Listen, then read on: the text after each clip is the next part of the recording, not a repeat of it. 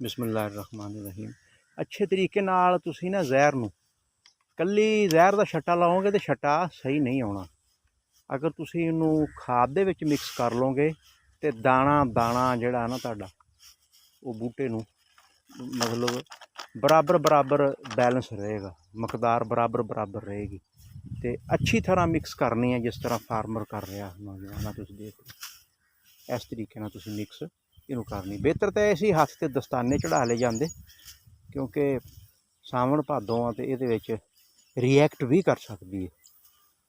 ਅਤੇ ਮੈਂ ਇਹਦੇ ਵਿੱਚ ਨਾ ਦਸਤਾਨਿਆਂ ਦੀ ਇhtiyਾਤ ਜਿਹੜੀ ਹੈ ਨਾ ਉਹ ਰਿਕਮੈਂਡ ਕਰਾਂਗਾ ਕਿ ਦਸਤਾਨੇ ਪਹਿਨ ਕੇ ਫਿਰ ਇਸ ਨੂੰ ਨਾ ਮਿਕਸ ਕਰਨਾ ਚਾਹੀਦਾ ਹੈ। ਕੋਈ ਵੀ ਕੰਮ ਆ ਪੈਸਟੀਸਾਈਡ ਦਾ ਵਾ, ਫਰਟੀਲਾਈਜ਼ਰ ਦਾ ਵਾ, ਇਹਦੇ 'ਚ ਦਸਤਾਨਿਆਂ ਦਾ ਹੋਣਾ ਜ਼ਰੂਰੀ ਹੈ। ਜਿਸ ਆਪਣੇ ਜ਼ਖਮ ਨਹੀਂ ਹੁੰਦੇ ਹੱਥਾਂ ਦੇ ਉੱਤੇ, ਉਹ ਰਿਐਕਟ ਨਹੀਂ ਕਰੇਗੀ।